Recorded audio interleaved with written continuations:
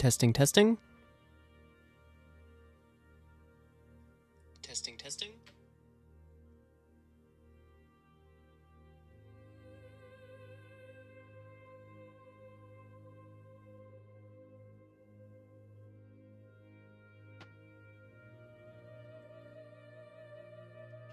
Okay, I think we're live again.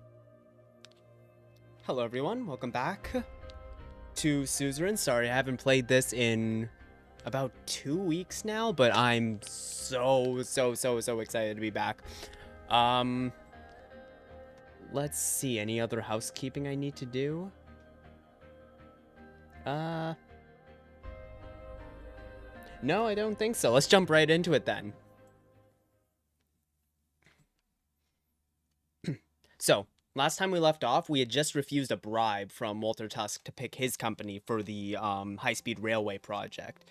A project that I'm very excited about getting done. But until then, let's just get back into this. So we're currently facing nationwide revolt and diplomatic pressure from the great powers. We're remaining neutral, though. That's the goal here. So we're going to play the powers off of each other to hope that we can, you know, maintain our sovereignty and our independence. The Ministry of Defense reports that the situation along the border is getting tense. Rumberg's Southern Army was sighted training close to our borders and did not respond after we issued a radio message. Pale's warning over region actions. Local police working with nationalists. That's unfortunately not surprising. Okay. Finalization of the contract. Right. Oh, okay. We'll do the economic relief. Actually, no. No. Last time when we talked to Walter Tusk, he explicitly mentioned to us that he said, enjoy your meeting with Marcel Caronti or something along those lines. So he knows somehow. I don't know how he knows that we're meeting with Marcel, but he does. And that's very worrying to me. Yeah, sure. Sorry, I meant that for underhaul construction. Okay. Rumberg closes consulate. Right. We need to pick a way to respond to... Or wait, did we already respond to that? Actually, don't... Let me quickly check. Did we respond to that?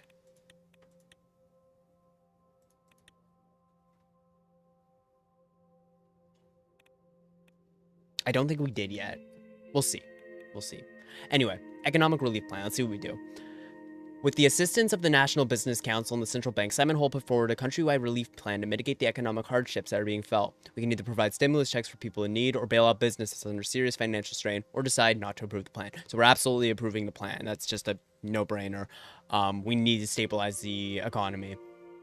The simple answer is provide stimulus checks. When people have the stimulus checks, they'll be able to reinvest into the economy. They'll be able to pay for things that they absolutely need. Bailing out the businesses might help some of the smaller businesses, absolutely. However, most of that money is just going to be going into the pockets of the wealthy business owners. They're not going to actually use it. This is consistently the case. Tax breaks for the rich just stay in banks and stay in pockets, stay in offshore accounts of the rich people and of the corporations. Providing stimulus checks for the people, these will go directly to food, to rent, to housing, to healthcare, education, everything. So providing stimulus checks for people in need is an absolute guarantee. And this is also, I mean, in the small benefit that it means, popular. It's much more popular to provide for the people. But more importantly, for all the other reasons I mentioned. So stimulus checks for the people. Stimulus checks distributed. Economic Relief Act. Excellent. Crucial lifeline for struggling families. Good. Good. Okay. Let's meet with Marcel. Oh, wait. Actually, let's see. Help comes at last. Good. Yeah, these guys are basically business shills. So it's, quite frankly, fairly easy to ignore them.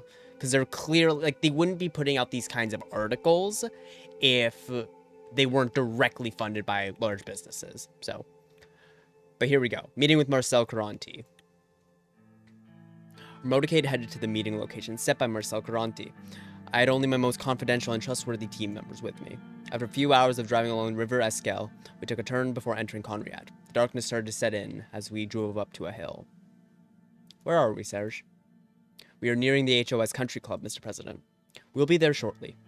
We arrived at the big iron gates of the country club opened. It was huge and outright extravagant. The main building, inspired by lesbian architecture, was illuminated from all sides. I find that interesting. Lesbia is basically the economic powerhouse of the region currently, and the fact that the wealthy areas are directly inspired by lesbian architecture is a very interesting nod to that, to that concept of them being the economic powerhouse. So the wealthy people live with the lesbian architecture. I find it fascinating personally. It's just another nod to how brilliant this game's writing is.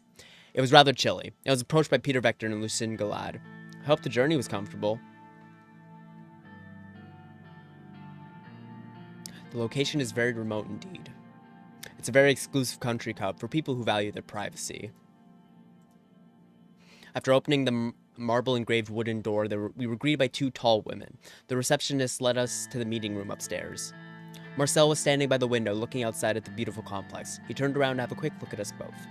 He was a strikingly handsome man, with well-groomed hair. He walked towards me with his hand outreached for a handshake. I'll shake his hand. He had a firm grip.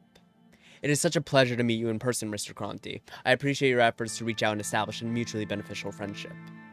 Thanks for hosting us. I admired your father very much. May he rest in peace. Welcome. Your kind words have touched me, Mr. Vice President. He was indeed a great man. May he rest in peace. He was a true entrepreneur. He would have been very happy to hear this from you, Mr. President. It is time to look forward. Let's talk about our bright future. I heard about your meteoric rise in the HOS.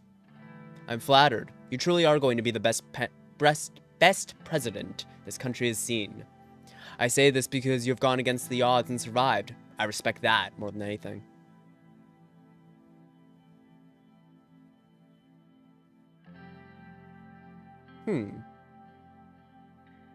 Politics is a ladder. The higher you climb, the more chaos is around you. Okay, normally I don't explicitly explain my dialogue choices unless they're critical, but I think I want to actually talk to him on a personal level, because this is a very tense business diplomatic relationship. But for this specific thing, I think sharing that experience with him can give me more insight into what his game plan is. I want to see how he responds to some of these dialogue decisions, because this isn't a friend. Actually, to be frank, none of the conversations in this game are friendly. They're always wrought with different intrigues and different interests and different things that people want to gain from each other. It's a very isolating game in that sense, and I think it captured it perfectly. But politics is a ladder. The higher you climb, the more chaos is around you. Marcel gently pointed at the seats. We sat down around a giant table. Before speaking, he knocked on wood. The past months have been tumultuous, to say the least. I'm glad you and your family were unharmed at the shooting. The whole incident must have been a shock for the kids. They aren't used to what we lived through back in the late 20s. I still remember when my father took us out of the country when it became too dangerous in Conrad. They were startled, but the important thing is they are safe and sound. Of course, that is all that matters. No family should suffer from tragedy ever again. We had enough of that. Well, I am known to be a straightforward person, so let me get to the point without wasting your valuable time. It was during the Alfonso campaign that I was struck by what you have done within the party. Marcel started to look at one of the paintings on the wall. Look at the painting. The famous piece depicted a giant sleeping beneath a village. The trees, rivers, and hills were all part of the giant's body. Its eyes were two caves looking up at the people. It showed daylight at the far left and nighttime at the far right. The giant seemed to be watching the village. It was totally unbeknownst to the villagers. That's fascinating. The fact that he has that painting up in his house, I think that implies that he is the giant overlooking both the far left and the far right of the political spectrum. That's my interpretation, though. It could mean anything. It could mean nothing. You said we'll transform this nation, Mr. Rain. My conglomerate has a way of doing things, and I don't want them to change. So I want to cooperate with you. Please, explain further. You might have the people's support now, Mr. President, but what happens when you make mistakes? Everybody makes mistakes. What's that supposed to mean? Let's hear his point, Vice President. Being a president in this country means having many enemies. Enemies that would resort at anything to bring you down. Let's say these enemies cause a scandal or leak sensitive information from the administration. These would be destructive when they were released. If they were released. Continue. Assume that the articles would actually protect your integrity no matter what. Try to imagine how up to 5 million people I reach will not lose faith in you. Let's hear your offer. I want 2 things, Mr. President. Number 1 is a guarantee from you that the Reign administration won't meddle in HOS affairs, no matter what happens. Number 2 is a simple gentleman's favor for the future. Let me prove my services to you first, and I'm sure you won't disapprove when the time comes.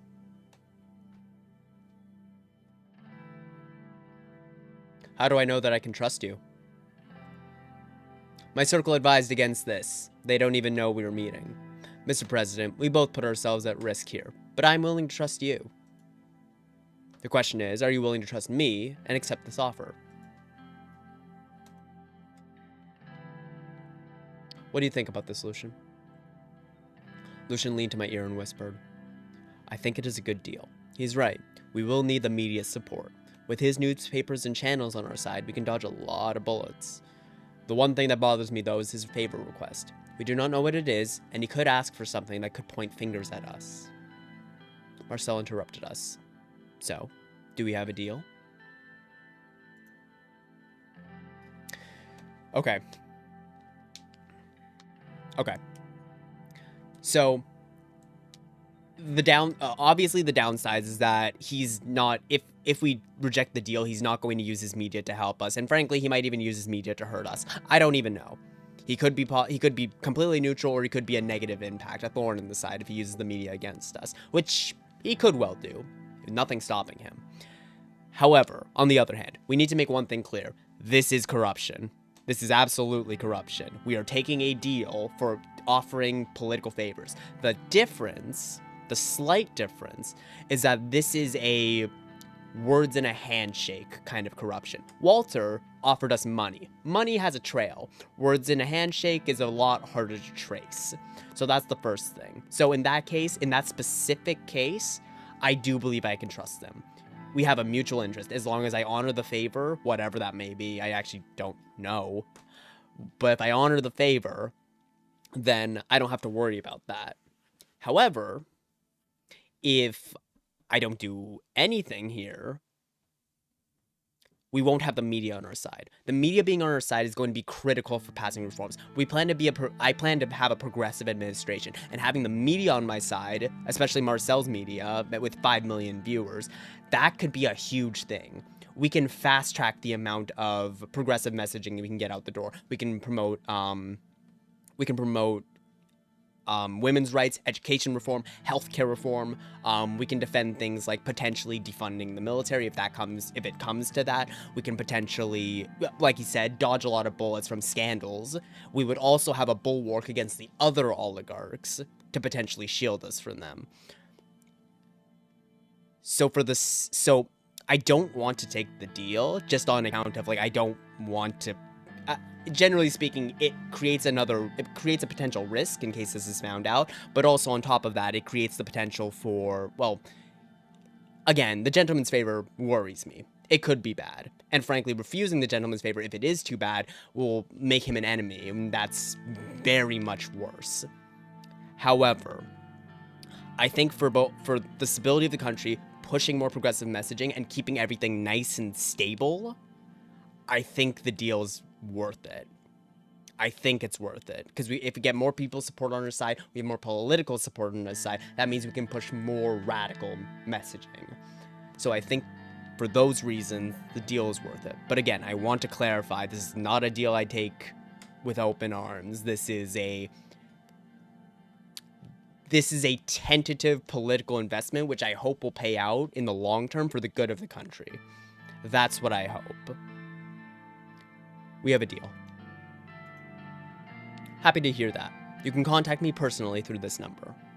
As soon as you know that a story against you will break, please call me, and it'll be taken care of. I hope you'll uphold your end of the bargain as well. As long as you do, you can count on me. We will meet again. Goodbye. Thank you for your time, Mr. Kronti. We return to Holzard. Situations updated. Media bias. The media in Sordland is facing a significant challenge due to the organized interference from both the state and private organizations. This interference has been aimed at controlling the narrative and shaping public opinion in favor of specific agendas. Maybe I should have taken the deal before I went with the economic stimulus. I could have gotten a boost from that, potentially. Oh well. Gesero Kibner demands emergency to be called. Ugh, this fucker. And a leader of the NFP, Gesero Kibner, has demanded an emergency to be called to address the increasing political violence in the country. He stated that without declaration of emergency, Sordland be destabilized and the integrity of the country be damaged even further. He's a big part of the reason for the instability, just so we're abundantly clear.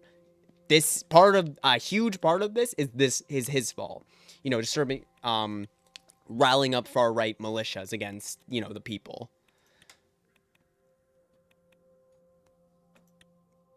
Okay. Finalization of the L1 railway contract. We arrived in Anrica by train. After being greeted by crowds of cheering citizens and the local government officials, we headed to the city hall. We were here for the significant meeting about the L1 project. Several construction companies had sent their representatives to City Hall. Gus was the first to arrive. He greeted me with a heartwarming smile. Hello, Mr. President. Good to see you again. Appreciate you taking up my offer on the stock investment. Armadine is a very promising corporation, and if everything goes well, we will make solid returns.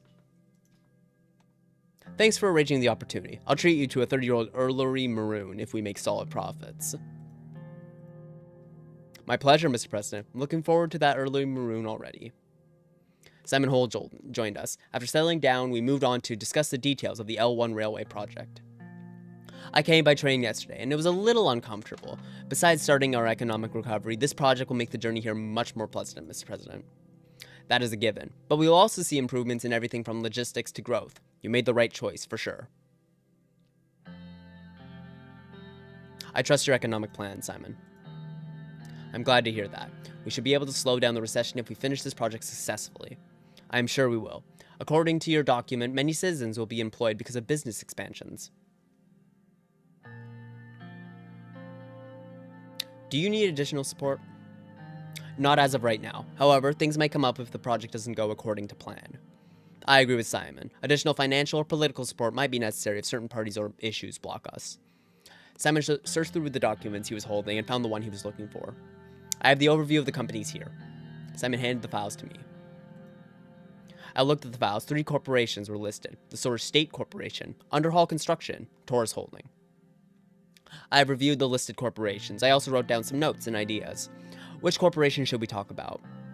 Let's talk about Underhall first, because that's Walter Tusk's company, the one he tried to bribe me to select. So let's just get this out of the way and, you know, put it behind us. Underhall Construction. Let's take a quick read. Real estate giant is owned by the mayor of Conriat. Wait a second, it's owned by a mayor. That should not be legal. There's no way that should be allowed. Most people in Sordland know the name Underhall Construction by the many iconic buildings they have constructed in nearly all major cities.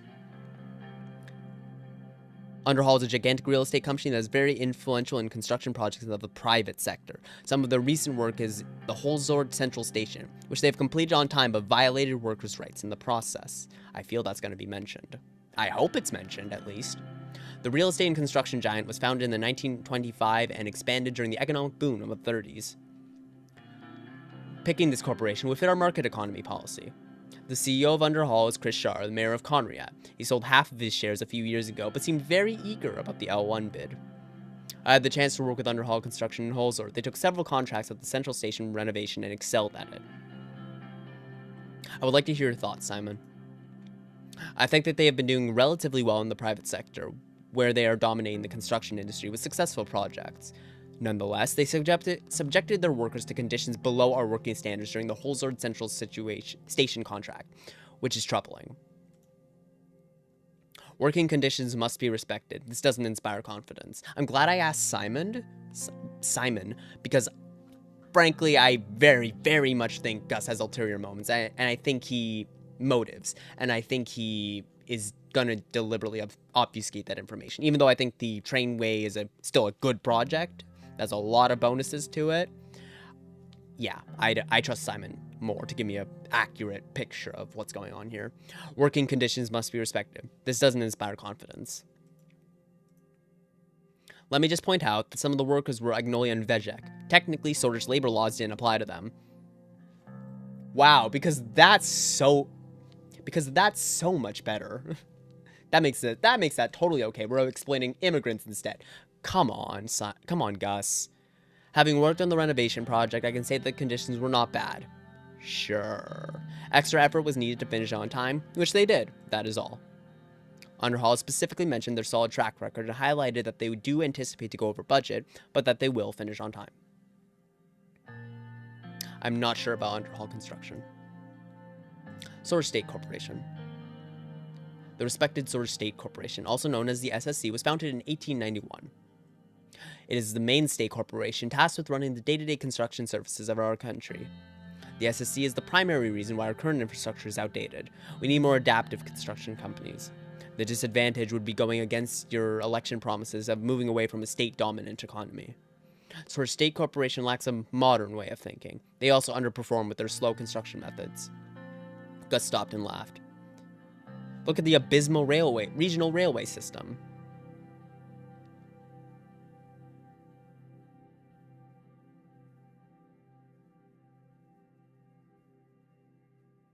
They do have a wealth of knowledge and infrastructure. I have no great admiration for the SSC, but their track record clearly shows completed contracts with thousands of employees who have experience. According to preliminary calculations of the SSC, they would need more resources to finish a project of this size. Let me take a little bit of a closer look.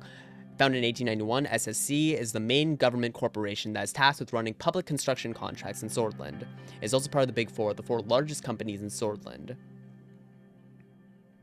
In the recent years, the efficiency of the corporation seems to have dropped due to the recession and somehow corrupt management structure. That's concerning. It's still considered the safest bet for big projects in the minds of many government officials. I'm on the fence about the SSC as well. Because, well, on the one hand, we want to move away from the planned economy. We want to, open up the market a bit more. We're not going with Underhall. If this has to be the choice, then this is the choice. But we're not going with Underhall. The thing about the SSC is, yeah, it's probably, the infrastructure is outdated. Apparently, there's corruption on the inside, which I wasn't aware of, but, good to know. And it doesn't support our market economy. So, but the experience is a big plus on their side. I'll say that much. That's a lot of experience they can bring to the table. But the corruption worries me. I'm on the fence about the SSC. Torres Holding. Torres Holding was founded in 1946 and owned by the entrepreneur Gerald Fay. It is the new holding company whose subsidiaries use cutting-edge technology from Arcadia to reduce construction costs and prices. They are known to provide for their workers who are part of the labor union of Sordland. Very interesting.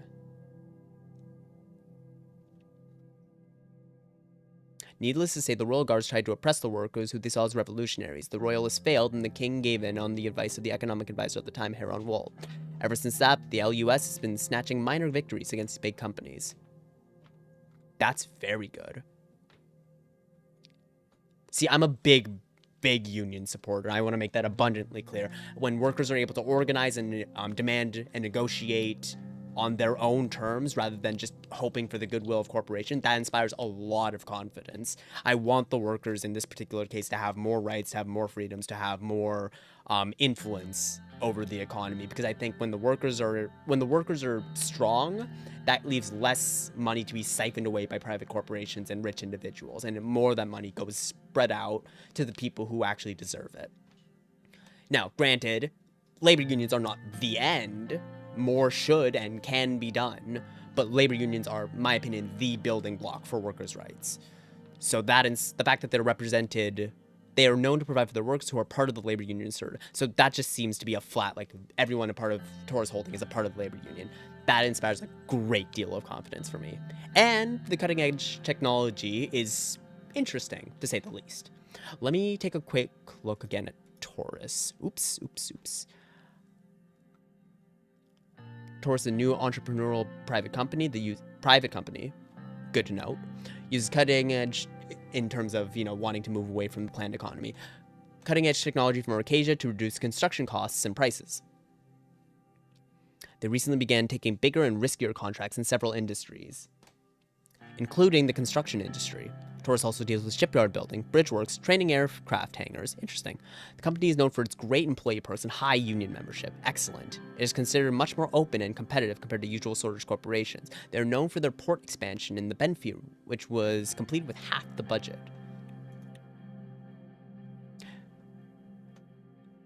They're a very interesting corporation, especially because of their innovative construction methods, but I don't think they're suitable for large projects like these.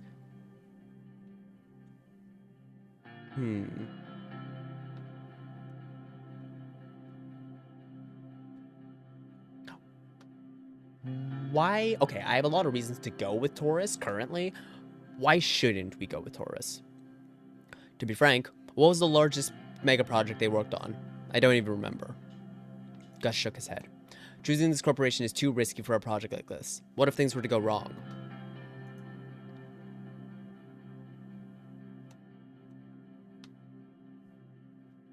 Their capabilities matter more than the history they have. We need to make unbiased decisions. Now, granted, the thing that does concern me is, generally speaking, the lack of experience and the lack of, well, essentially the lack of experience for large projects like these. So that is a concern. However, everything else is a plus. They took a joint contract in Arcasia for restructuring the highway intersection of one of the major cities. It went well, but it is their only large-scale success. Frankly, Arcasia is a huge player. If it went well there, that does inspire a lot of confidence for me.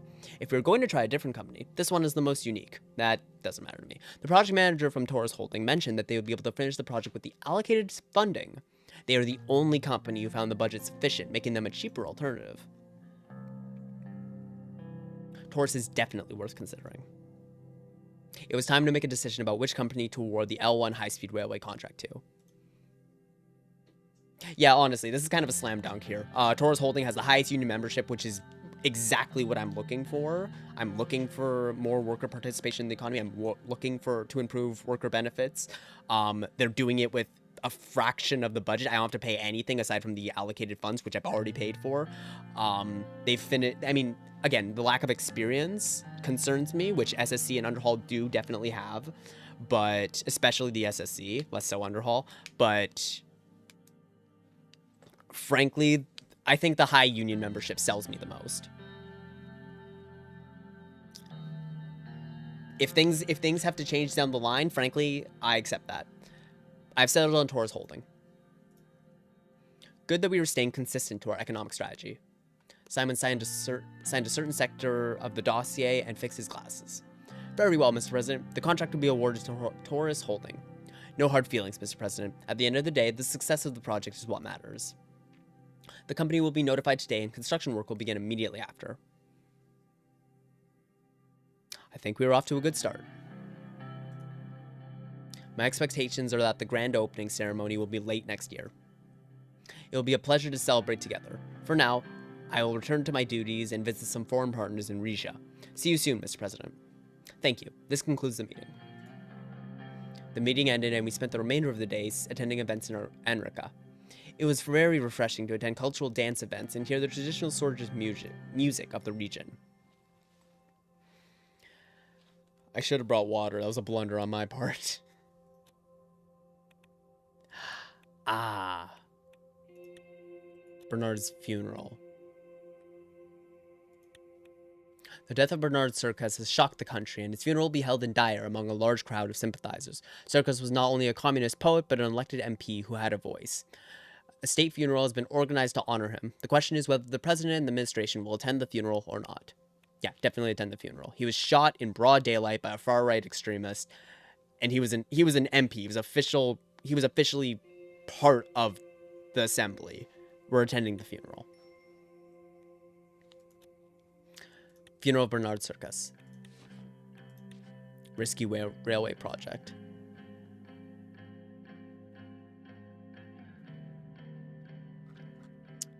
Marcel better be On my side soon.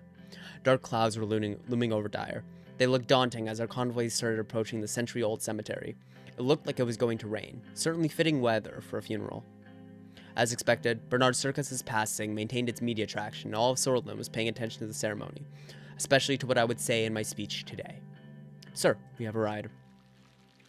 Raindrops were running down the car window when Serge opened my door and held an umbrella over my head. As soon as I got out, flashes from the cameras blinded me. It's okay, Serge. I'll hold my own umbrella. As you wish, sir. He handed me the umbrella and started waiting next to the car with his own. Peter and Carl exited from their own cars in the convoy. They made their way over to me. Anton? Mr. President, I just want to inform you that the perimeter is clear and secured completely. There's no one getting in or out without our knowledge. Good work. Thank you, Carl. Carl bowed his head with respect. Good. If anything happens to Anton, you'll have to answer the First Lady. Trust me, Carl. You don't want that. Peter let out a laugh, which drew some attention from bereaved attendees.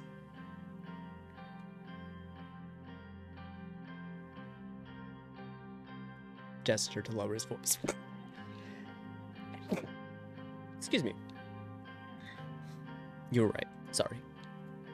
It started to rain. Several unintelligible voices were heard from the car's radio. He stepped out to reply and returned shortly. We have a small problem, sir. A few, 5 to be exact, Red Youth members are here to attend the funeral. They apparently said they wish to pay their respects to their fallen comrade. Should we let them in? Do you think they pose a security threat? No, they were thoroughly searched. It looks like they are really here to attend the funeral. Let them in. That's fine with me. They've been searched. I don't expect anything to happen. As you command. Let's head over. They were about to start. We walked towards the circle crowded around the grave. We walked towards the crowd circled around the grave. Everyone in attendance was wearing black and mourning. The rain started pouring heavily. Bernard's widow and daughter were in the front row, staring at the coffin with a mixture of disbelief, confusion, and above all, a cold, unforgiving sadness. Both of their eyes were very red, swollen from weeping. Before taking my place to observe the ceremony, I gave my condolences to Bernard's wife and his daughter, who looked at me. She reminded me of Diana. When the religious ceremony was done, I was invited by the priest to deliver my speech. I took the podium. I felt like I had a lump in my throat. I couldn't get the daughter's eyes out of my head. Today we are mourning Bernard Circus, a father, a husband, and a loyal servant of this country. Towards the back of the crowd, I spotted the members of the Red Youth, wearing red shirts and black bands of mourning on their arms. They seemed drooly and respectfully bowing their heads. There was a complete silence, except for the sound of raindrops.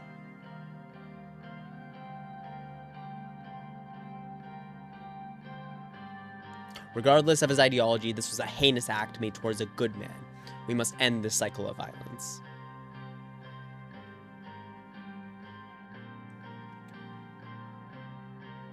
Circus had a dream of a unified Sordland. In these next months, we need to fulfill his dream and band together.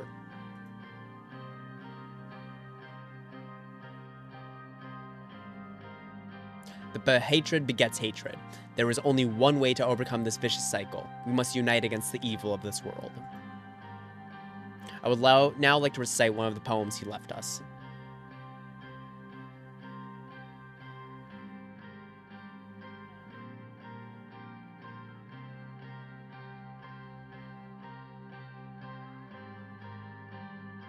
Our only strength is the will to survive, knowing that we will perish, knowing nothing more absolute. A moment of silence, please. During the silence, all that was heard were the ravens. Some attendees started clapping, some crying. The coffin was lowered into the grave by the gravekeepers. After a couple minutes, Bernard Circus was with the soil, no more. As we bid farewell to Bernard, I want to close with the words every sword lives by, ab Morgna Wes Core. Everyone replied, Vector insista. Victory is close. With applause as I stepped down from the podium, it was time to leave. The widow thanked me with a soft and defeated voice before we dispersed. On my way back to the car, I still couldn't get the eyes of Bernard's daughter, nor the faltering voice of his wife out of my head. Would Diana, Monica, and Frank look the same if something happened to me? Peter put his hand on my shoulder. That was a good speech. I sensed only respect from his voice. Thank you. I mean it. I know you do. Come on, it's time to go. We've got work to do. He was right. We had work to do. So much more to do.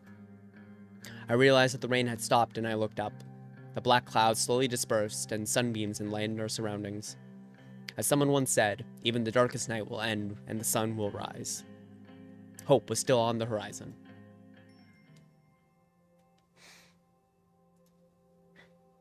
Holding this book is like touching the heart of a fallen poet. Each verse within it echoes the grief and glory of a nation, and a solitary voice was silenced too soon.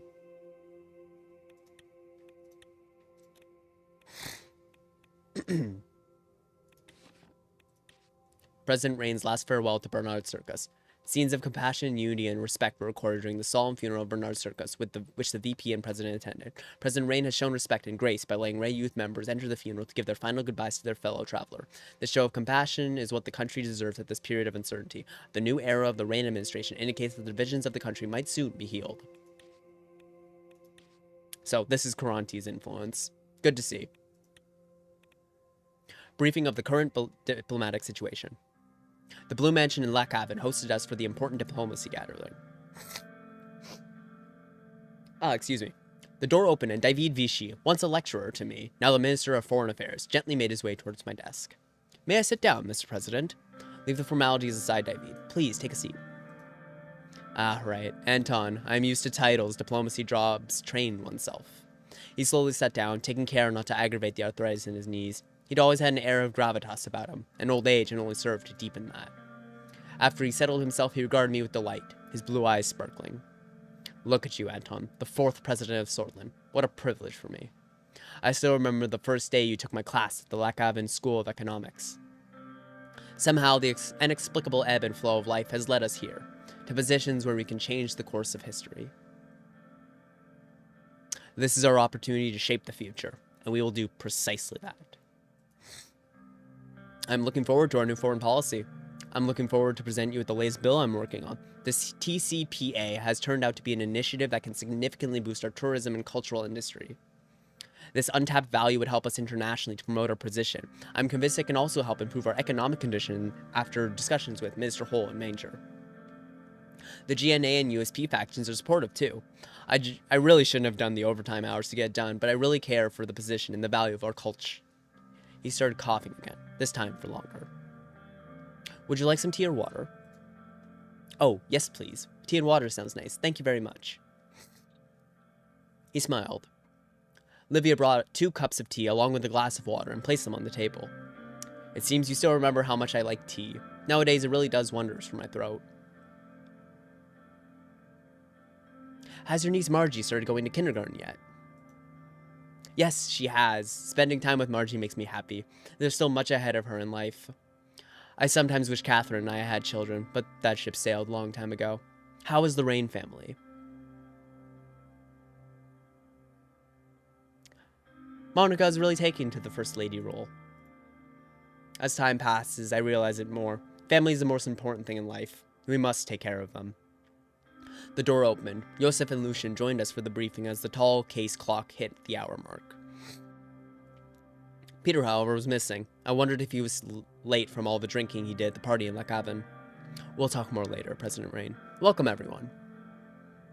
How was your travel to Lac Haven? A little bumpy due to some turbulence. I arrived via a military cargo plane that landed in Lac Haven International. I took the train. It was a little slow, but I can recommend it for the beautiful landscape. I also had the possibility to work on a couple things during the ride. From what I've heard, it'll be much faster in the near future when the L1 high-speed railway is finished. Exactly. If all goes well, it'll be one of our major achievements. Well then, since Mr. Vectorn doesn't seem to be coming today, I think we're ready to start. I will start by providing a brief overview of our current status with our neighbors. What would you like to start with?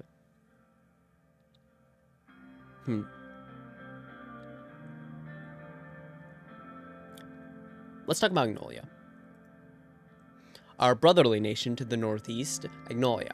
They're still diplomatically non-aligned and probably has one of the most democratic systems between our neighbors.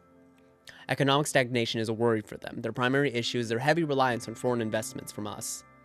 Agnolia is our most friendly neighbor. We've been allies for the longest time after Roomberg annexed Dome. This fact needs to be part of the equation. Right here, I believe. That seems to say Dome. Excuse me. Sorry, I'm a little bit sick. Unsurprisingly, the Agnolian Prime Minister Martin van Horten is expecting better cooperation through a new, fairer trade deal with us. It was one of his election mandates. A more comprehensive trade deal sounds beneficial to all sides. Both sides could gain from it, but Agnolia has more to win than us. They want to protect their weaker industries, which we are profiting from selling our goods to.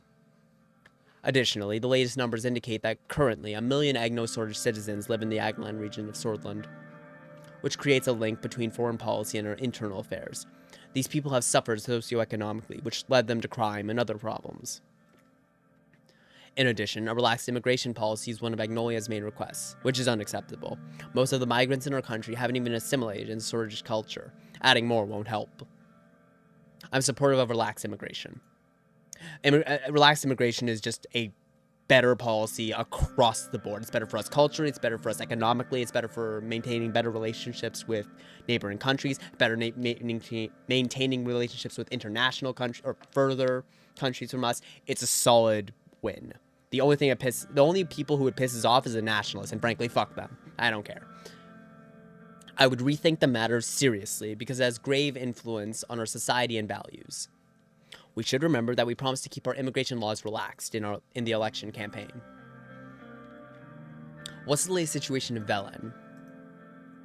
It is tumultuous in the south, as always. Viktor Smolak is expanding his powers among protests from the Vejek people. However, he is quite positive about a normalization of relationships between our countries. Despite purging the Vejek communists, reports indicate that they have been warming up to contingent international aid. As you know, Velen's stability was always a concern for the region. But if we want to help them, we must not treat refugees like we did in the 30s. I still can't stomach the inhumanity of those people suffered. A trade agreement with them would improve stability and increase mutual trade. There would be many bargaining chips discussed, but Velen could be a partner in the region. We would also invest in stability there. Our main goal should be to avoid a refugee crisis like the late 1920s. That civil war had major security and economic repercussions on Sordish soil. One of the demands of President Smolak was to tighten our immigration laws, so the political refugees don't escape into Sordland. There has been a recent purge that pushed many Bludish to flee to Berja. It is definitely troubling. Yeah, a purge would do that. Gumran Outpost has regained its importance due to this. I'm sure you would remember the winter at the border outpost, Mr. President. He was right. I did remember that winter. I remembered how cold it was when I let the refugees slip through. I was discharged of my duties as a result by Major Mosif Lancia, no less.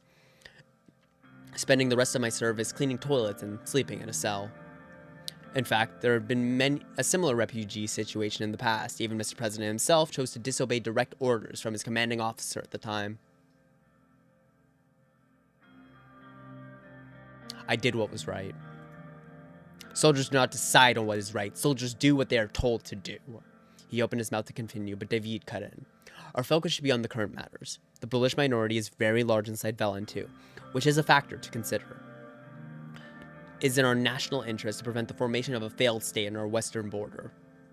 Velhan has been increasingly aligning itself towards the Communist Alliance, another point to analyze.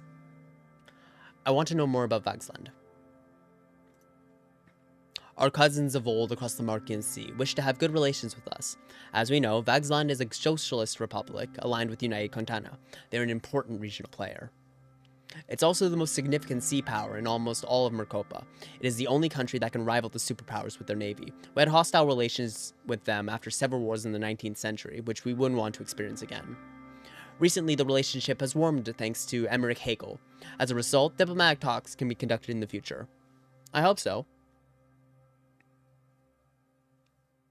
Breaking the ice with Vagsland would be good if we are to rise diplomatically. I agree. They could be potential allies in my opinion. The situation in the region necessitates that we find allies. They haven't been in good standing with us for the past 200 years. Recently, they have also joined the Communist Continent Security Pact, subjugating themselves to United Continent. On top of that, territorial issues have been flaring up between Agnolia and Vagsland because of the Helgeland island. The Swedish Navy is very concerned with this volatile situation. Lucian looks slightly worried. Unfortunately, billions of Swedish Ren worth of cargo is transported close to Vagslandian maritime borders on the Markian Sea and the Grey Strait. This causes significant risks to our imports and exports in the case of deterioration in relations. The strait is of high strategic value to us. Yosef, the Navy is keeping an eye on the situation from a distance, yes?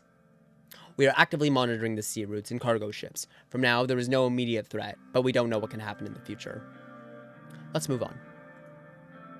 Two important neighboring countries remain, Lesbia and Rumburg. Which would you like to hear about first? Let's save Rumburg for last. Lesbia.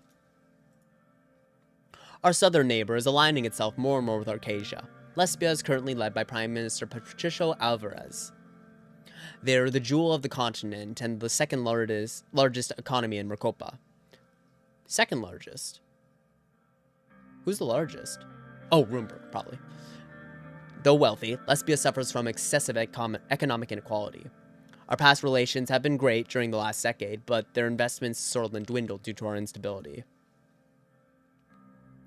Our past relations have been great, but during the last decade, their investments in Sordland have dwindled due to our instability. Allying with the richest regional nation could be beneficial. It could be, but it would also mean that we draw closer to the Arcasia bloc and near the Arcasian Treaty Organization.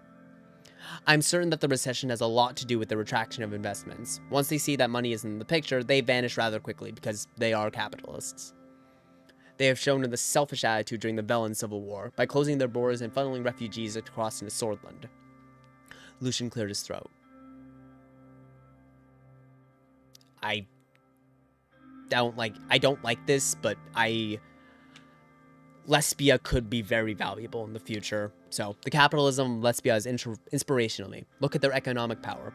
I do want to increase our economic power, but the capitalism is not inspirational at all. And the economic inequality is very, very concerning to me. However, aligning with Lesbia might be an option in the future. Could be a priority in the future, even.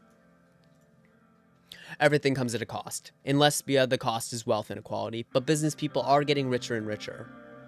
There are hundreds of very privileged oligarchs who invest inside and outside of Lesbia. Some made significant business investments inside the cities of Benfi and Balkan. What's the situation with Rumburg?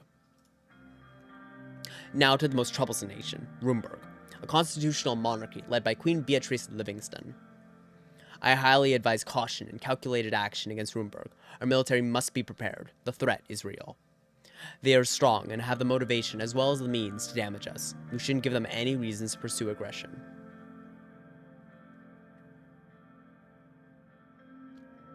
I'll take your advice into consideration. These types of nations will always try to make up a casus belli, a reason to declare war. While Thornborough openly denies such claims, their past and current actions made it clear that they want to destabilize us. The weapons caches found by our intelligence agency clearly show what their goals are. Our military must be steadfast and our diplomacy valiant. Yosef looked stern and full of resolve.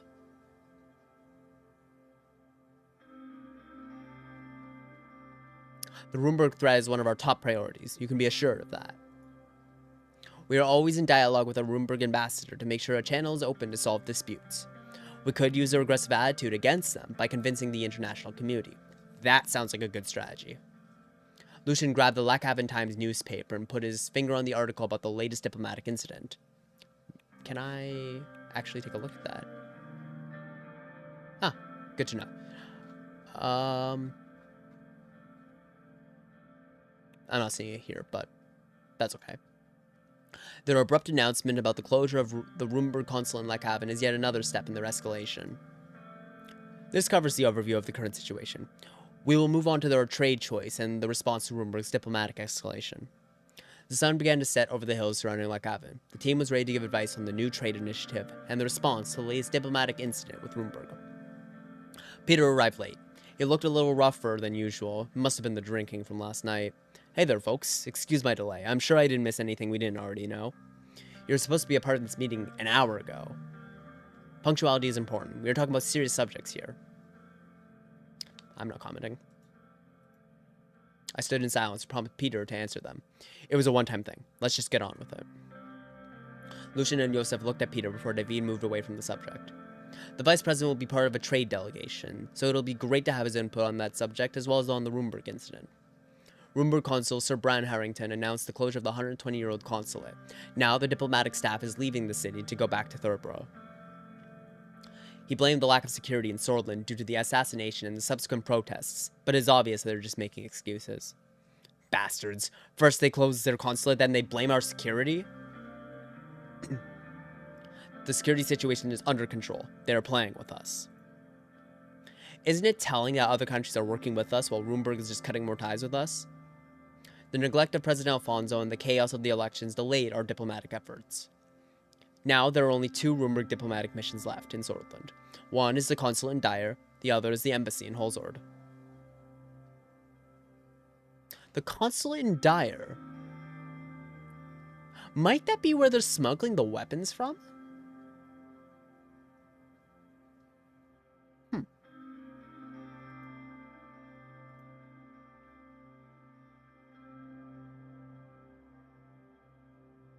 We are accustomed to the usual rhetoric, but this is far more serious. They are playing with fire. Look at what Velen destabilization has done to the region. Sordland breaking apart with Terracopa apart. In my entire career, I have never seen our Rumburg relations suffer this much. The previous low point was the annexation of the Dome. Josef Lancia was furious. He barely kept himself from slamming the desk. There are worrying developments like the smuggled arms and the buildup near the border. Our military must be buffed to stand against a great power like Rumburg.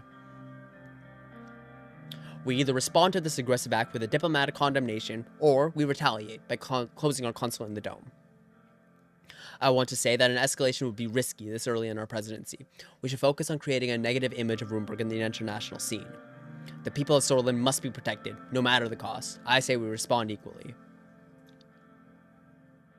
Yeah, no, I don't trust Josef at all here. No.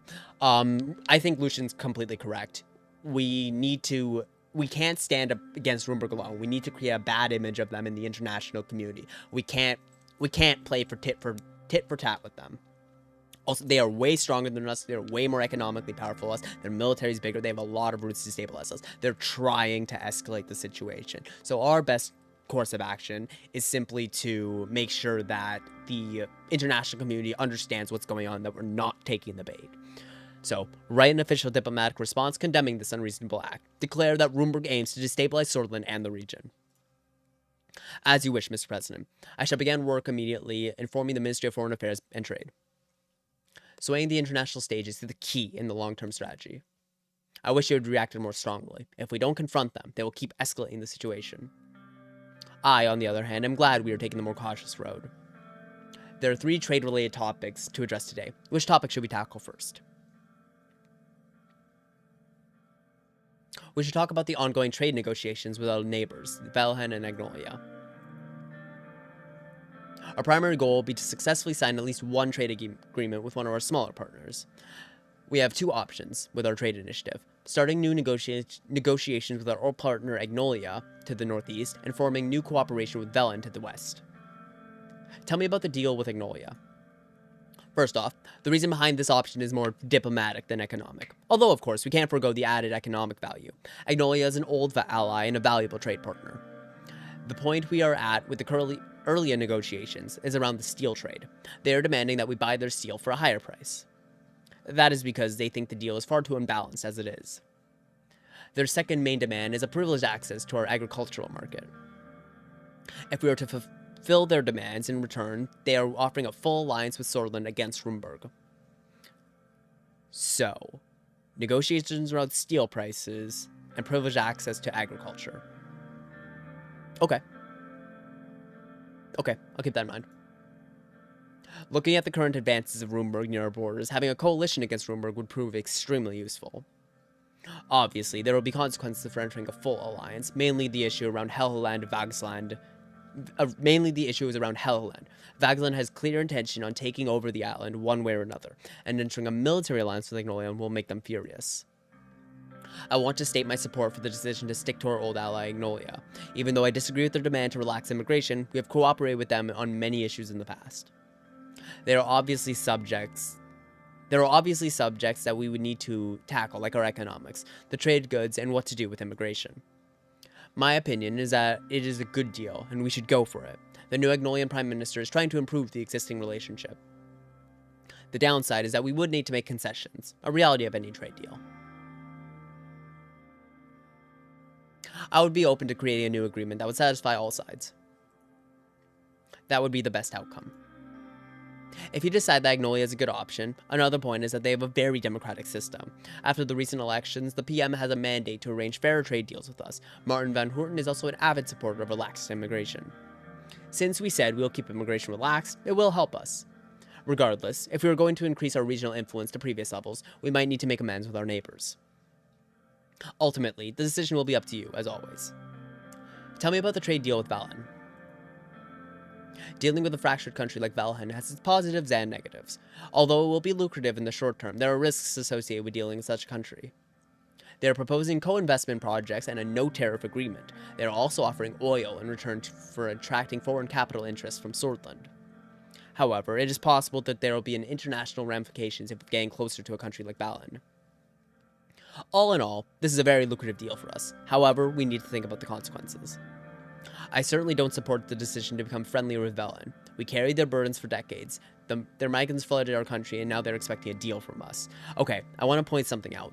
The difference between David and Yosef is these are purely emotional arguments. He's like, they fucked us over in the past, so we want to fuck them over now. Frankly, these arguments are worthless to me. Like, this doesn't mean anything to me. However, David's point is very interesting. While this co-investment, no tariff agreements, and offering oil in return for capital investments, that is huge. However, clearly they've been dealing with a lot of purges, a lot of instability, and a lot of less than savory options, you know, for dealing with their political unrest. So I agree. If we want to make a stand against if we want to rally the international community with us against Roomberg, dealing with Velhen could potentially create a lot of problems. So as lucrative as this might be, it might be a bad option to ally with them, because it might alienate us from the other regions. Maintaining influence with Velen could prove useful. Yes, it is risky, but think about our influence on an underdeveloped nation like that. We could also sell more products and enter their market easily. That's also true. Because if we're able to invest in them, that'll decrease the instability in the nation and hopefully lead to better economic outcomes for the people. However, it's still very risky. I'm of the opinion that it's simply too risky. Yes, we would gain resources and immediate capital, but I'm afraid of the consequences. You may be right. It is risky. In this particular case, since we're trying to improve our international relationships and trying to improve our economy as a nation in general and return our stability, I think that dealing with Velen might be more trouble than it's worth in the long term. It might make other countries look less favorably towards us. You may be right. It's risky. I tend to agree. If we wish to go forward with the deal when the time comes, there is a topic of immigration to consider. Victor Smolak is a known isolationist. Our promise to keep our immigration policy relaxed will not help at all.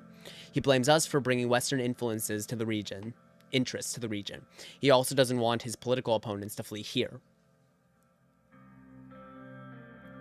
If his opponents flee here, it's probably best for us to take them, frankly. I personally don't like the idea of getting too close to Velen. Me too. Agreed. I still think we should give it a try.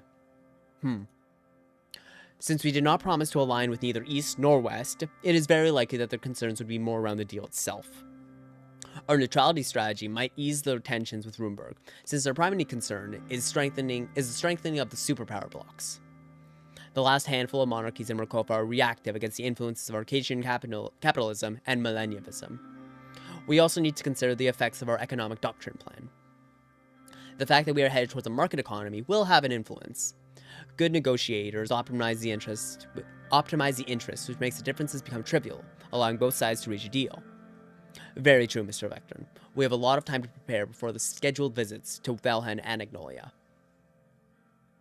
Oh, yeah, that's the other thing. The fact that we're going for a free market as opposed to a planned economy, I don't want to say free market. It's not going to be completely open to everyone, but a more market-based economy. That also improves our relationship significantly, allowing more capital to flow in and out of the country, which makes our standing in the international community a lot higher, which is also a reason we don't want to damage that by, dealing with Valheim, potentially. I believe this gives a brief overview of our current options. Our trade delegation will begin work towards the end of the year. We expect final negotiations and the signings of the trade agreements to happen next year. I'm very much looking forward to visiting Stalport and Vraklatz with party animals like David and Simon. Peter laughed. Yosef narrowed his eyes towards him.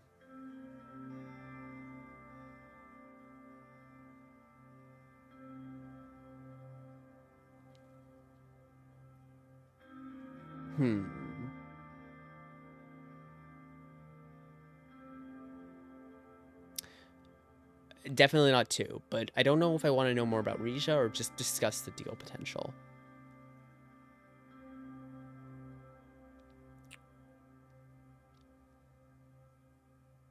Let's discuss the deal potential and what's on the table. From what we have gathered, there's no clear offer yet.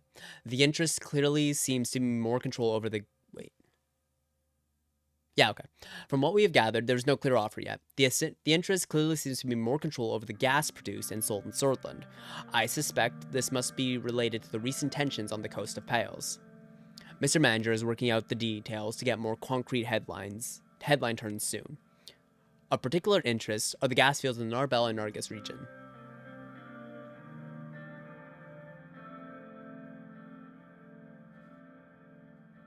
I think we're talking about Regia here, but I didn't get explicit clarification on that one. Pales? Go to location. Yeah, okay, we're talking about the Kingdom of Regia. I'm regretting not asking for more information. Oh well. Gas field in Narbel. That must be related to the Gasom operations. Gus has ties with the people around the corporation, even though there was another CVO, Evaldo Alfonso is still chairman. Gasom is a private corporation, a fact that limits our control over any foreign investment. Tarkansol's Energy Protection Act from 1933 specifically limits the purchases of storage energy company shares by foreign nations to 10%. Evaldo Alfonso adjusted this law in 1948 and increased it up to 20%. Anything above that requires us to change the EPA.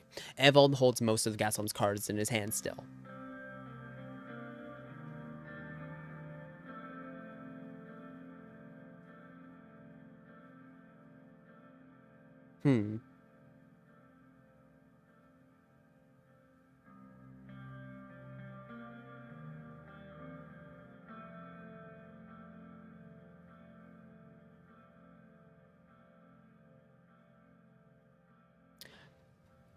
I think there's a lot to say about all of these. On the one hand, I want to say two because of, well, the fact that, yeah, this is true. However, I'm very interested. I also see a strong case for the regulation against foreign investment into our energy infrastructure, because energy is very, very volatile. So keeping the amount of foreign investment down is potentially a good thing, but it does hurt our ability to expand our energy market in the future. So I want to ask, Gasom is private, but it still says most of the gas it produces is Sordland, right? I think so, yes. Lucian knows more than me. Up to 70% goes to Sordland. This used to be higher, but international demands has seen Gasom diversify its deliveries outwards. Rumberg and Lesbia are increasing their demands each year. They have hungry industries waiting to be fulfilled. Fueling the Rumberg war machine is indisputably wrong. Lucian pulled out a pen and took a few notes. David coughed a bit, but then continued talking. Selling more to Lesbia could potentially be very, very good. Selling more to Rumberg is obviously not. From our diplomatic channels, we can tell that Lesbia is still interested in storage petrol, whereas Rumberg wants more gas resources. Petrol. Let me take a look at something, actually.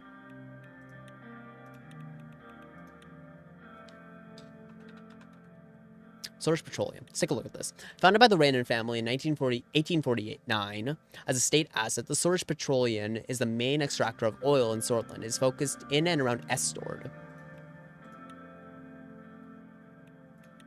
Okay, so that's still in the Still in the Nargis region. Lesbia is interested in storage petrol, whereas Rumberg wants more gas resources. Let me wait. What does Gasom... Does Gasom exclusively deal in natural gas, or do they have other things? Slim majority, investment.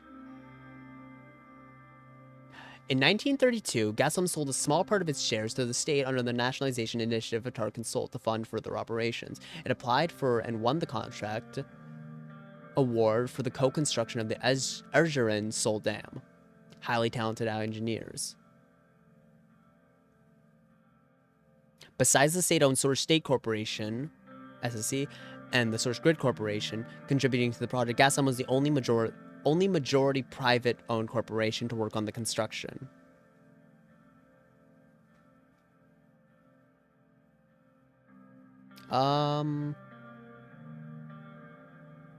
Most of the gas. I think it's just mostly gas.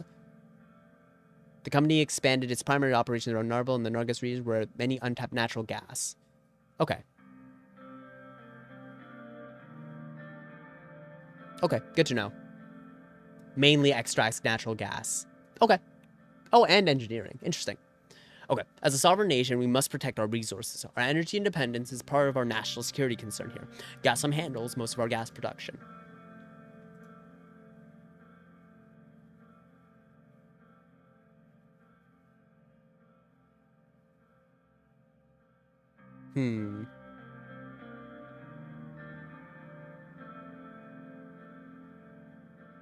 That's true. But we should protect energy independence. I do think that's important. We should protect our energy independence, but we don't know the offer specific yet. I agree, but Gazprom is a private corporation. Even though it mostly supplies the government, we have little control over it. If Rija wants to buy more than 20% of shares allowed by the protectionism laws, then the government can step in to make changes to the EPA. Precisely, but we don't know if this will be the case. There is a scenario in which they might invest within the EPA limitations. We just have to hear more before weighing the options. They never revealed much about their involvement to me, but I always had the feeling that the Alfonso crew is more linked to Gazprom than they seem. I have information that the CEO that replaced Alfonso is a loyalist. Alfonso still is the chairman of Gazprom and the de facto key figure. Additionally, the National Business Council and Chairman Mikkel Even and Mr. Gus Manger have shares in the company and preside over the board. The shareholder links raise questions regarding Alfonso and Manger's motivations. I suspect that the corporation isn't doing too well, and they are seeking investments. Any investment into Gazprom will enrich the owners, but might also lead to more jobs and growth. Any further comments, esteemed cabinet members? The room went silent, and no one stepped forward. It was noticeable how much people respected Vichy. He carried the soul of Sordland as a symbol of the past. I think this summarizes all we know and what we stand to gain, Mr. President. What are your thoughts? We will have to wait and hear more from Mr. Manger to decide. If there's one thing Gus is good at, it's making deals. I'm curious how it will develop. It's mostly out of the hands of the Ministry of Foreign Affairs for now. I will assist in analyzing political implications, Mr. Vichy. Thank you. Our support staff and I will be working towards the next steps soon after receiving more context from Mr. Manger. Our ambassador in Port Drazon is in communication with Loreto Esquibil, the region councilor of Foreign Affairs already. I'd like to know more about Risha. The nation of south of Lesbia is a centralized constitutional monarchy led by King Romus Taurus. By the way, I will be doing a Kingdom of Risha playthrough. Very excited for that. I've actually never played the DLC before, but I have it, and I'm very, very much looking forward to it. I'm also looking forward to seeing our progress here being transferred over since, the new update came out. The grandson of Queen Ligia Taurus the Great and son of King Valero Taurus the Frail. Ouch. The kingdom is a developed nation that wielded considerable influence in southern Mocopa before the reign of Valero. The country has lost some territory due to internal strife. The Alfonso government signed vital trade agreements with King Romus Taurus, benefiting both nations at a time of need. Attempts at further cooperation stalled out due to the king's blood ties to Rumburg.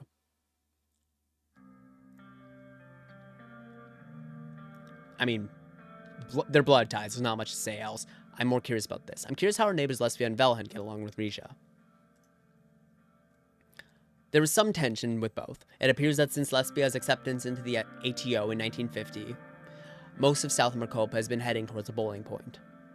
Not to mention Velhen's struggles with the BFF, an organization that we've long suspected to be armed by King Romus's in-laws in Rumburg. The relationship between Risha and Velhen is more complex than that. They were closely aligned under Valero's rule until Rumburg entered the play. We're coping geopolitics or a complexity of another caliber. My job is to make sense of it. It is a privilege I enjoy, regardless of my age. I heard Smolak also makes sense of things with certain substances, unbefitting a national leader of True. Lucian knocked on the table. We should be more concerned with. Peter interjected and reached in his pocket. Actually, a friend of Gus called Rusty gifted me this beautiful piece of full region gold coin. They say it helps you find love. Look. Peter pulled out the ornamental coin and put it on the table. It was so polished that I caught reflections of light in the room. Lucian was clearly frustrated.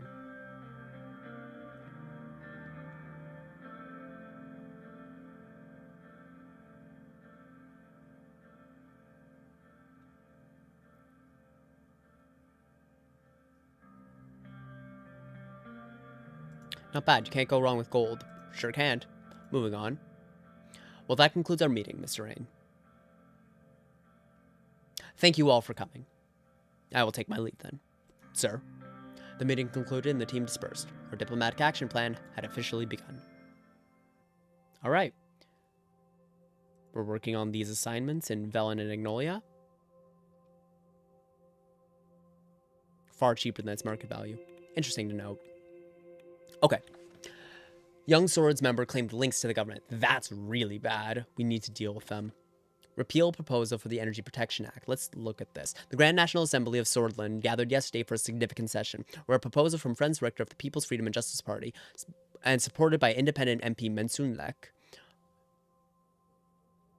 Interesting that he's the leader for the Workers' Party of Bludia, was put forth to repeal the Energy Protection Act of 1932. This act, as it currently stands, restricts foreign ownership of security-sensitive energy corporations to 20%. The proposal to repeal or modify this law has been a topic of debate in the Assembly, with proponents arguing for an open market approach, and opponents advocating for the protection of Sordland's critical industries from foreign influence. If the repeal successfully garners the requisite majority in the Assembly, it will then head to the Maroon Palace for final approval. CPS and LUS protest in Estor. In Estor, the Communist Party of Sordland and the Labor Union of Sordland have begun to protest against Gazprom. The protest aimed at voicing concerns over Gazprom's activities has drawn significant attention. The CPS and LUS have united their forces, adding to the intensity of the protest. The reaction of the Narbel administration and Gazprom to these protests is being closely watched. Grand National Assembly's Green Bill in Holzord. Preparing the Green Bill focused on promoting sustainable industry practice. Good, particularly in Gruni. Section 1 of the Act proposes stricter regulations on industrial pollution and waste disposal. Also very good.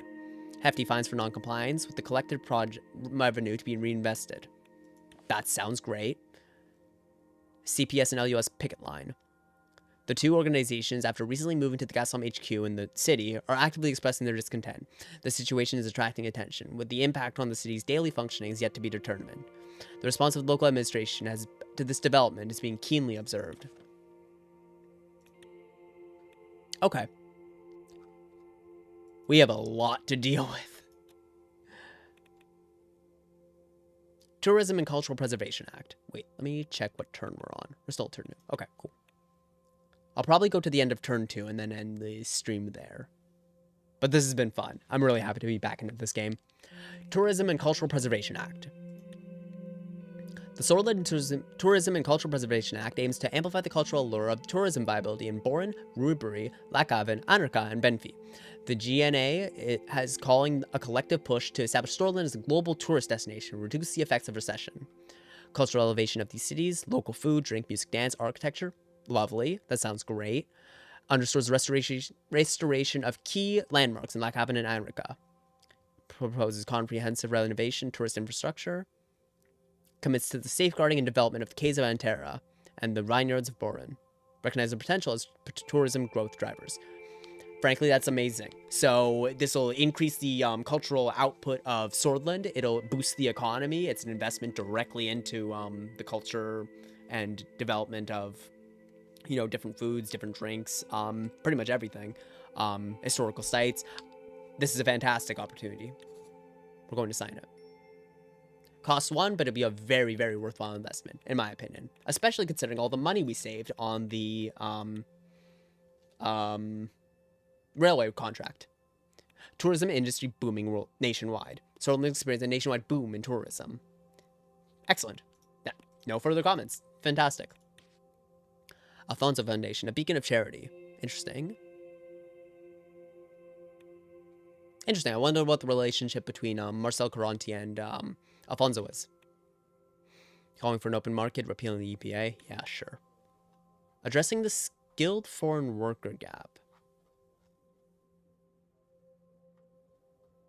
I'm curious. Storage economy faces a critical challenge, the demand-supply gap for skilled foreign workers. With increasing technological advancements, the need for specialized skills is on the rise. However, the inability to attract and retain foreign talent hinders Sordland's potential for economic growth. An inclusive approach towards immigration policy and an ecosystem conducive to skilled foreign workers are essential to address this gap.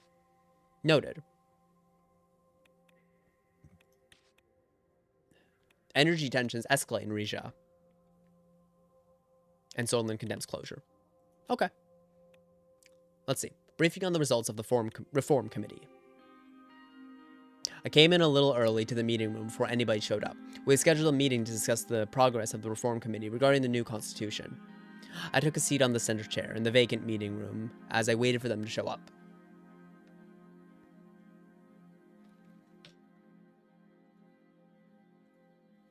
The reforms were slowly becoming the most significant expectations of my government. We'd be changing Seoul's Constitution of 29. Most people nowadays blame the Constitution for the outstanding problems of this country.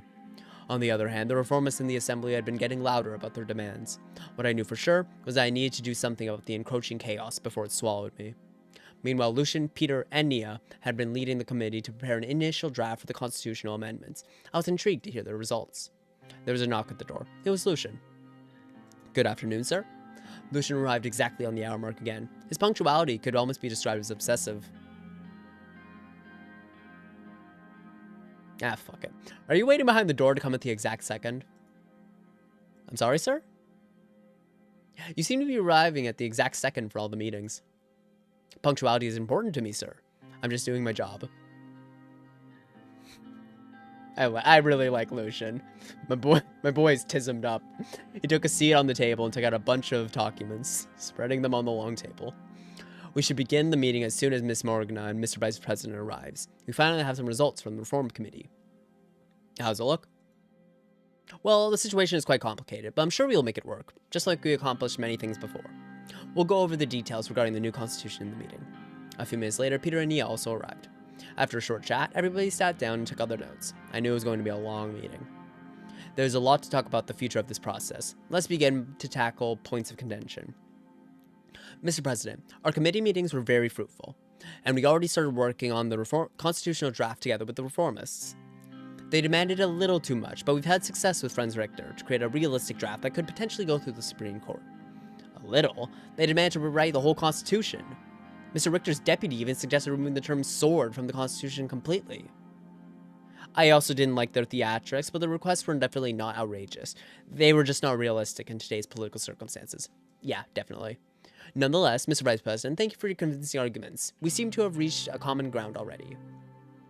If we can fully reach an agreement with the reformists, we will be very strong in the Assembly to propose the change. Can we reach a two-thirds majority in the Assembly? If you can get Franz Richter to work with you on this, our only problem will be uniting our own party. We'll never be able to get the NFP to work with us. We need the majority of our 130 seats in the Assembly to vote in favor. With PFJP's full support of 70 votes, we can easily surpass the needed 166.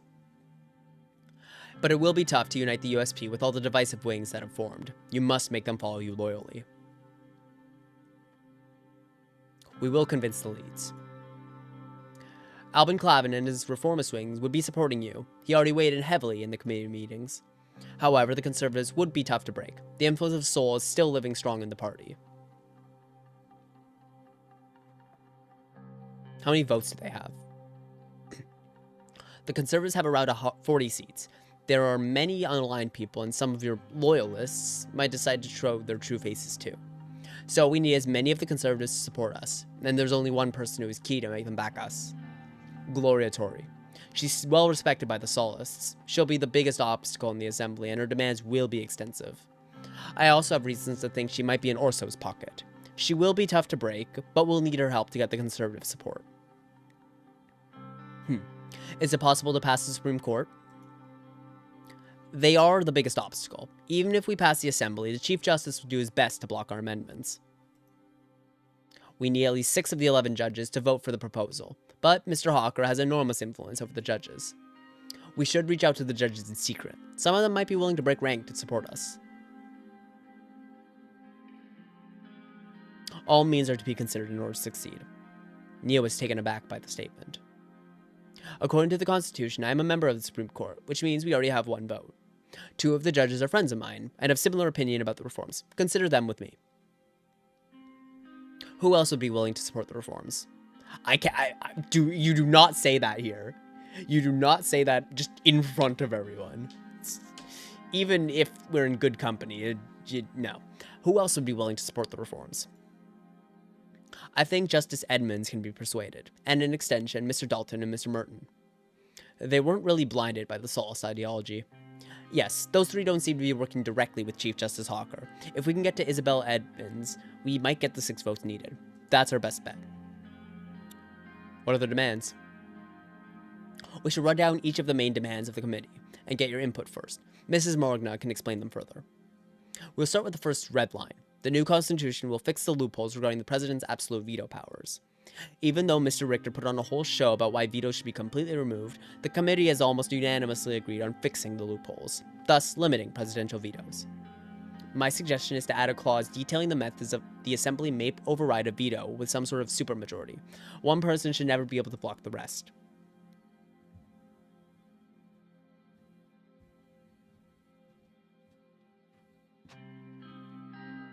The loopholes give president too much power, which could be misused.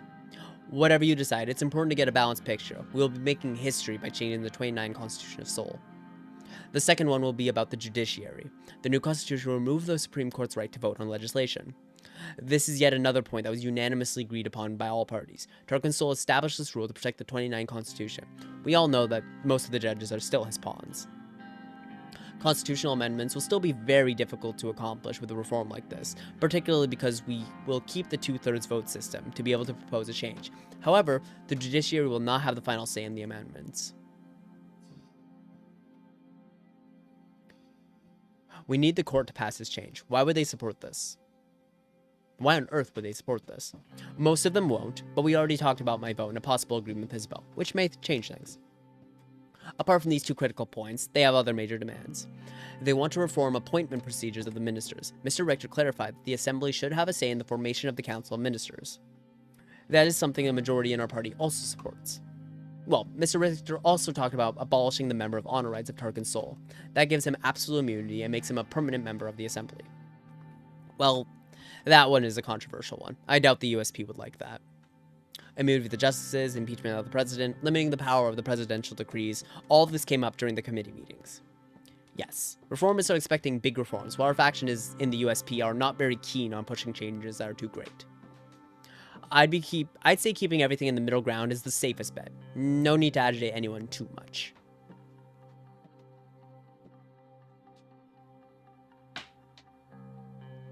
I agree. Let's keep the changes small and manageable. As long as we address the main issues, I also agree. Regardless of Mr. Rain decides, we will need to work together to push this agenda. Now we have a better picture of your intentions, sir. I'll start reaching out to my contacts to make a draft that works for us. I'll present your input to the committee. In a few months, you would have the draft on your desk to make the final changes yourself. I think this is yet another fruitful meeting, sir. Together we will democratize Sordland. And you have my full support, Mr. President. Ours too, of course. Yes, sir. Thank you for your time. I think this is where we will call it, sir. Have a good day. They left the room.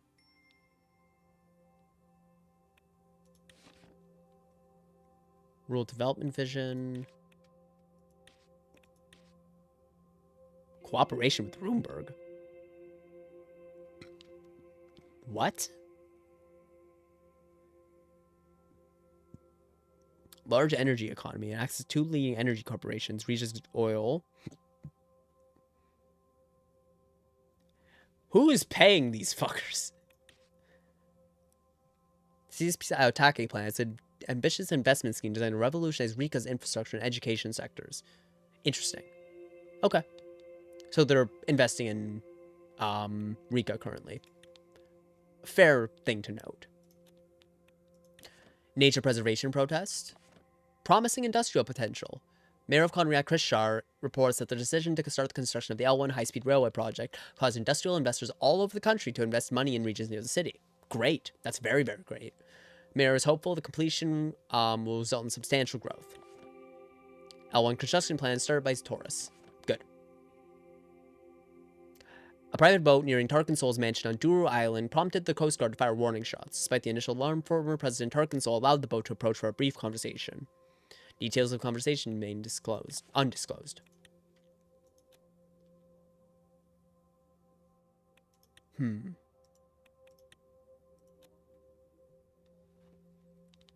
Okay. This is probably going to be a very tense meeting. Meeting with Chief Justice Orso Hawker. The administration had been working day and night on the overwhelming amount of issues that were facing the country. The department sent several documents which required my signature so that they could start working on the new decisions that were taken. After I signed dozens of them, I closed my eyes to relax for a moment. Another long day. Even though I really wished to leave the palace for a day, Lucian had earlier told me that the Chief Justice wanted to speak with me. We planned to meet in my office in 30 minutes. I waited for him, wondering what subject he would raise. Take a moment to relax. I stretched my arms and looked out the window. Thousands of shimmering lights in the holes-ordered skyline were mesmerizing. Suddenly, I heard a knock on the door. It was Lucian. Good evening, sir. Good evening, Lucian. I'm sorry I couldn't explain the situation to you in detail earlier, sir. The Chief Justice insisted on seeing you this evening. I do not know what he has to say, but it'll probably be about the new constitution. He'll be coming shortly with Judge Mr. Garashi to the meeting. We shouldn't take them lightly.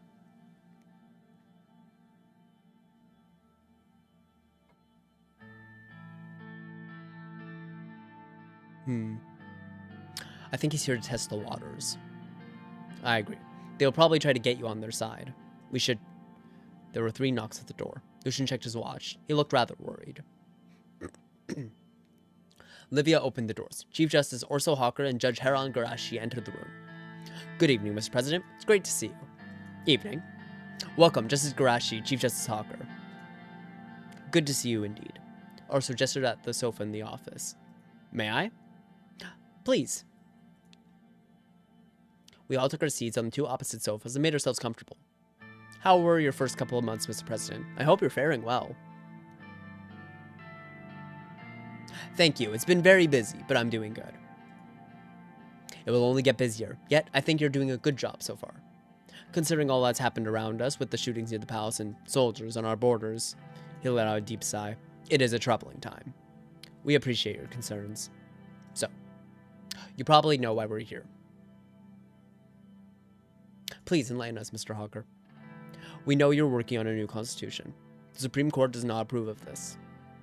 With all due respect, the constitution needs to be updated, sir. I am sure you are well aware of the public demand and our circumstances. If that's so, I see you are the one who is not aware of our actual circumstances.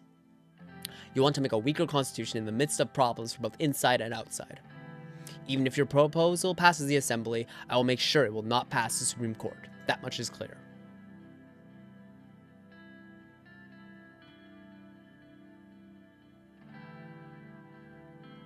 Come on, Mr. Hawker. We can figure something out. We can. If you decide to give us a listen. Mr. President, you seem to be only partially informed about the current situation. Please, let us explain the reasons for our stance. Oh, please explain. We're protecting the Constitution because it works, Mr. President. It is efficient, and it gives you the authority to lead the nation with swift decisions. Sordland has more important problems and threats we should face right now instead of nitpicking about some paragraphs of the Constitution. We have a potential war within our borders. Orso signaled Heron with his hand to let him speak instead. Mr. President, I know that you are a busy man, so I will make this quick. We all know that Source Security Forces found stashes of Rumburgian weaponry in the hideouts of British separatists. KA-74s are roaming inside Sordland at this moment. As much as... wait. Oops. Kellingston Automatica. Cool. Anyway. As much as Rumburg poses a direct threat, now it's clear that they are also intervening in our country and weaponizing our minorities against us. It's not unprecedented to think that the Bloods might start their terror again with their new toys. Not to mention the fights that broke out between the left and right wing after the shooting of Bernard Circus. Communists are rising with the support of United Contena. The chaos is imminent for Sordland.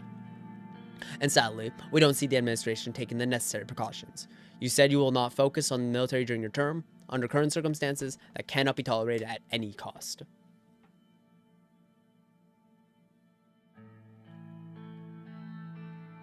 We are taking the necessary steps. No need to worry. We hope that our police forces and our military are adequately funded during these times of conflict. But regardless of that, are you also aware that the armed British separatists have direct connections with the Warriors Party of Blodia?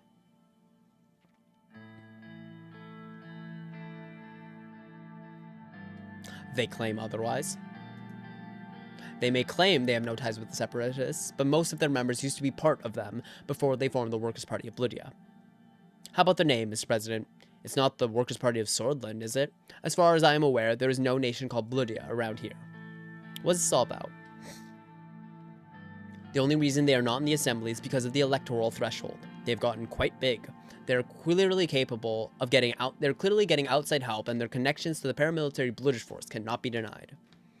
And all of a sudden, the reformists are trying to decrease the electoral threshold so that the British separatists can be legitimatized in the assembly and achieve their aims of independence.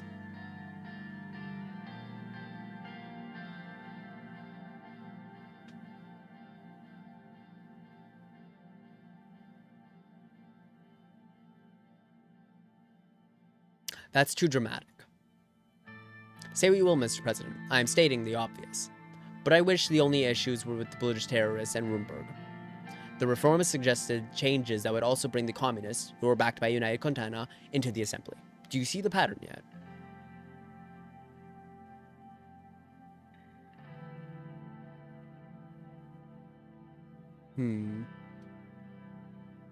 There is no evidence about any of this.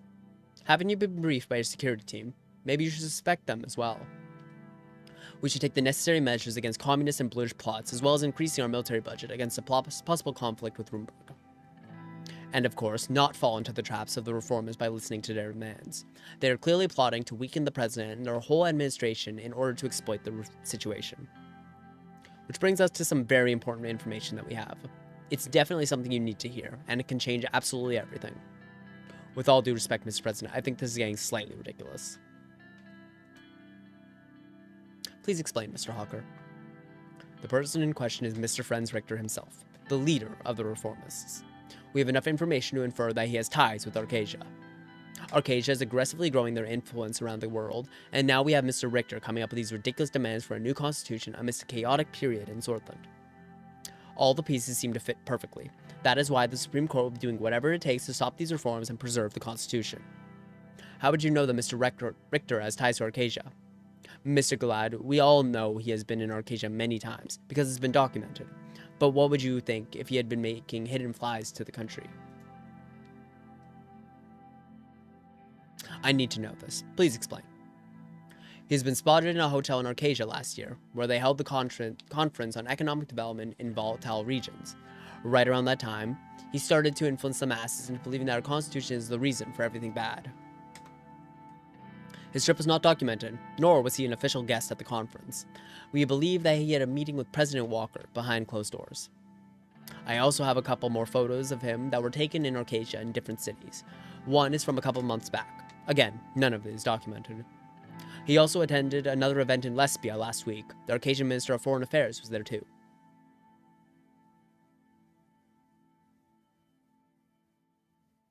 How can any of these be undocumented? We don't know. Even if he used a private plane, we would be able to get the information of his flights. That means he has people helping them from the inside. Many souls were already following the leads for quite a bit, Mr. President. I cannot give away their identities, but I can give you the evidence. He handed me a small file. It contained official documents from the Swordlish Border Guard, which highlighted dates and that showed no trace of Franz Richter's name. There were clear photos of him that were taken in the conference in Arcasia, as well as remarks by lesbian and Arcasian citizens who claimed to have seen him with Arcasian businessmen around the same dates. There was also an official transcript of one of his speeches where he claimed to be in Benfey on the dates of the conference in Arcasia, where he was spotted. Lucian skimmed through the documents with skepticism, which slowly turned into surprise. These seemed to be real. Of course they are real, Mr. Gilad. These seem to suggest that Arcasia is behind the reformists. Their demands will only benefit Arcasia. They want us to have a weaker administration while we face all these threats. This is clearly a plot against Sordland. I bet Runeberg is part of their plan too. This cannot be a coincidence that they are weaponizing our minorities against us around the same time. Now you understand the reasons of our current stance, and also our suspicions about your advisors, who clearly have not given you this vital information. Lucian gave him a sharp look. We appreciate the information, Mr. Hawker, but I advise against jumping to conclusions right away. We still need to check the information. There's not much to think, or check. This is clearly an emergency. In such cases, the Constitution gives the President the right to use his emergency powers. If we work together, you can be sure that the Supreme Court will not block your declaration of emergency.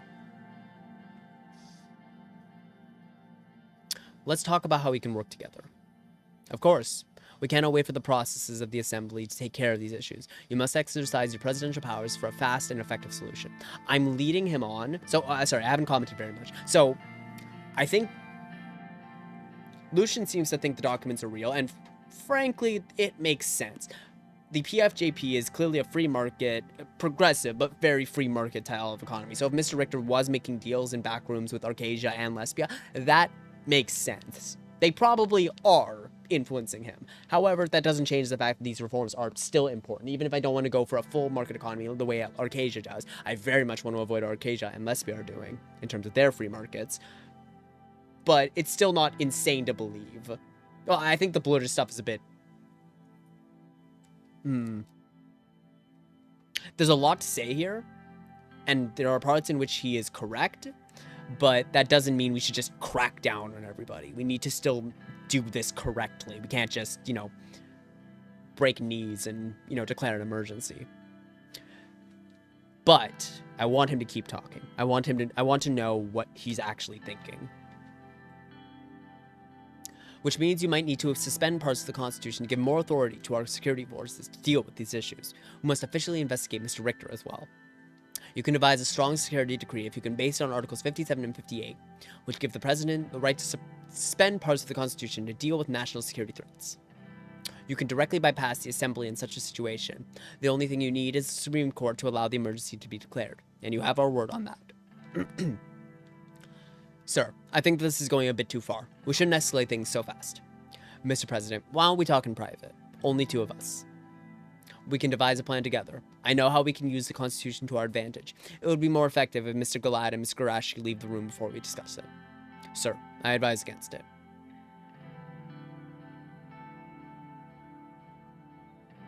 I like your idea, Mr. Hawker, but I'd rather plan it together. I don't like his idea, but...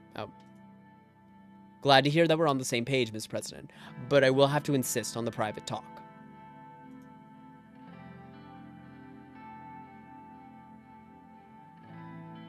Fair enough. Will you leave us, gentlemen? Lucian stood up and gave up, as Orso gave him a smile. Heron paid his respects and left with Lucian, leaving me and Orso alone. So, Mr. President, if you stop the Reform Committee meetings immediately and focus on the real threats, I will guarantee you we will manage the reformists together. You must eliminate these threats, both internal and external. An emergency act can help you do that. We cannot trust anyone in the administration either.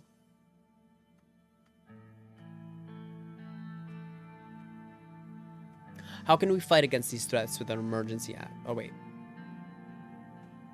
How can we fight these threats with an emergency act? I want to know exactly what he's thinking. You have the power to give more authority to police with their search warrants, suspicion-based arrests, detention without trials, as well as banning the threatening national citizen, threatening nation citizens from entering Sordland. So, full crackdown. I see. According to Article 58, if public security and order are seriously disturbed or endangered within the Republic of Sordland, the President of Sordland may modify and suspend parts of the Constitution, subject to confirmation by the Supreme Court, to determine the validity of the declaration of a state of emergency.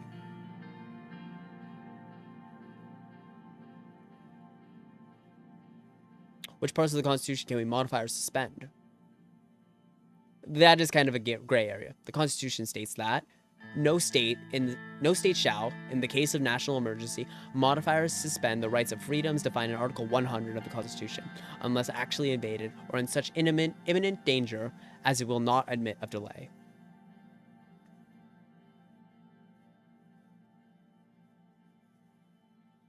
If we want to give the police more authority, we might need to modify the rights of freedom, too. That is correct. Security laws are limited because of the personal freedoms found in Article 100. We may need to suspend some of the privacy laws. Yikes. Which definitely conflicts with the Constitution. However, the section where it states that actually invaded or in such imminent danger as will not admit of delay can be up to interpretation. We are definitely under such imminent danger because of Roomberg. Not to mention United Contana's support for a communist coup in Sordland, as well as Franz Richter's involvement with Arcasia, which is definitely connected to all of these problems. And of course, that is up to the Supreme Court to decide, so that is not a problem. How can we effectively silence the opposition?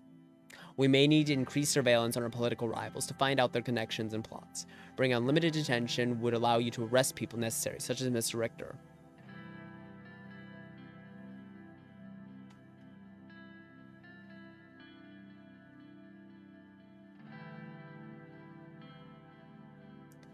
Let me see how he responds to this. That might be going a bit too far. I disagree. You already know about the coup plots and foreign-backed terrorists in Sordland, and a lot of these issues overlap with the reformist agenda of creating a weaker constitution. I suspect Franz Richter is involved in many of these organizations. He may even be working together with the Roomberg, and they really do pose an existential threat to Sordland. Okay, that I don't buy at all. He's not working with Roomberg. That's ridiculous. Can't the Assembly simply revoke it? According to the Constitution, only the President and the Grand National Assembly can revoke the emergency after it is declared. That is correct. However, as long as your party is in line, they will never have a majority to revoke it immediately. So no, they cannot simply revoke it.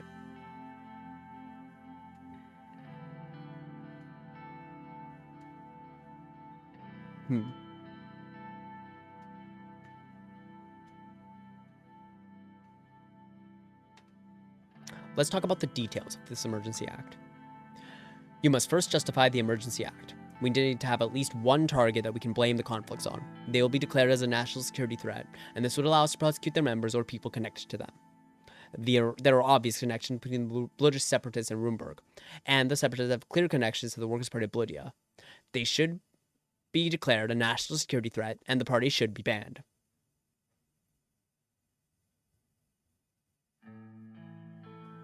There is not enough evidence to connect the separatists with the Workers' Party.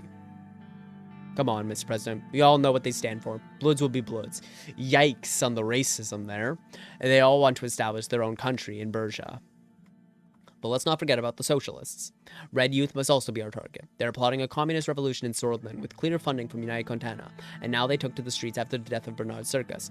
There are already clashes and protests on the streets, which must be dealt with before it gets out of hand. You can also justify an action against the Young Swords. After all, they started this mess with the commies, and they killed a man right near the Maroon Palace. That can be considered a declaration of war against the state itself.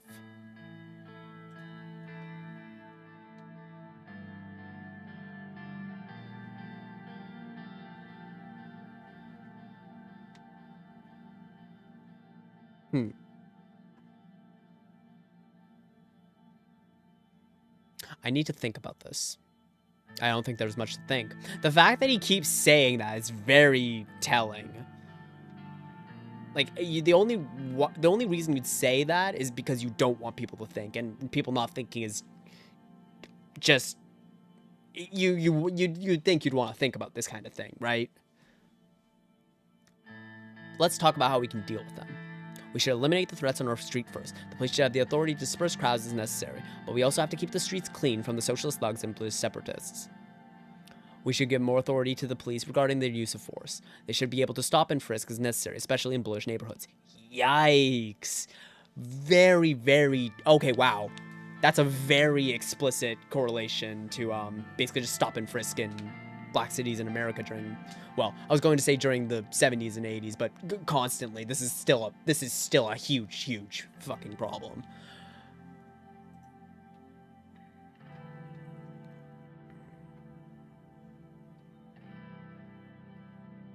Nod. The police will also need permissions for increased surveillance against these organizations. They should be able to search properties without warrants, and wiretapping should be permissible beyond its current limits. Yeah, he wants to enact state surveillance. That's it. They will also need to be able to act swiftly. If a person is suspected of crimes against the national security of Sordland, the police should be able to detain them without trial. We cannot allow them proper trials anyway. I'm gonna see this again. I think detention without trial is too much. We are fighting against national security threats here. These are terrorists. We need extreme measures in extreme situations. And there are also the external threats we faced. Rumburg has acted hostile in the past, and now they are arming the Bloods. We must cut all ties with them. They need to be embargoed. Their citizens must be barred from entering Sordland. We must erase all of their influence in Sordland, weaken their trade, and give them a message. We shouldn't escalate the situation with Rumburg too fast. They are the ones who are spitting on us. They already escalated the situation. And of course, we need to prepare our army in any case. They have a very powerful military, and they seem to have plans on our soil. Then there are the superpowers. Both are influencing our nation to be in their spheres. It seems Arcasia already bought Richter, and possibly is behind all of this. And United Content is funding Swedish communists against our state.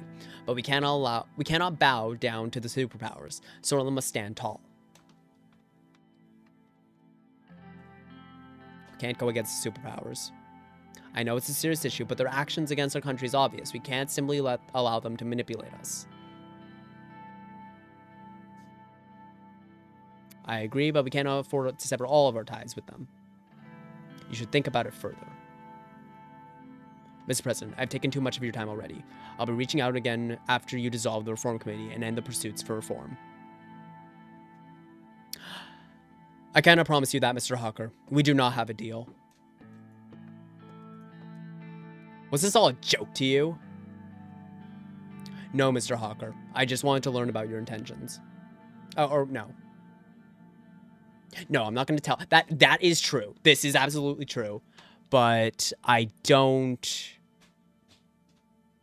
Yeah, no, I'm not gonna tell him I just wanted to learn about your intentions. I'm sorry, Mr. Hawker. I will not be doing this. He looked at me with anger. I see. Good luck with your reforms, Mr. President. You made a big mistake. He quickly got off the couch and moved towards the door. Goodbye, Mr. Hawker. Have a good evening. He left the room.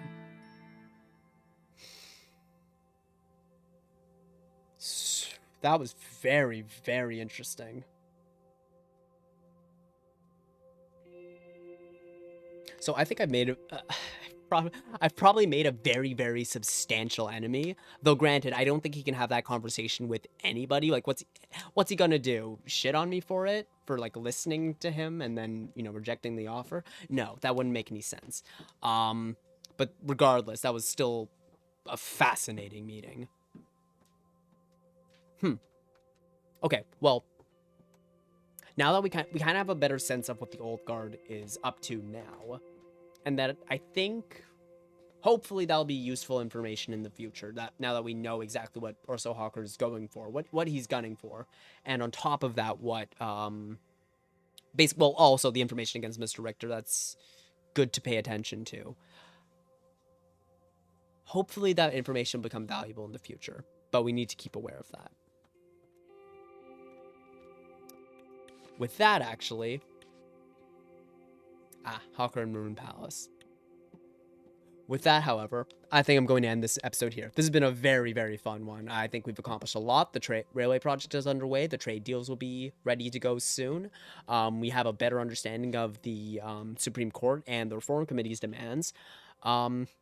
With that, I think I'm going to leave the stream here. Thank you all so much for watching. I really hope you enjoyed this episode. Hopefully more next week, and hopefully not with another 2-week delay or anything. Hopefully I'm going to be streaming this next Friday. I'm really, really enjoying this playthrough. Until next time, everybody, take care and have a wonderful rest of the day. Bye.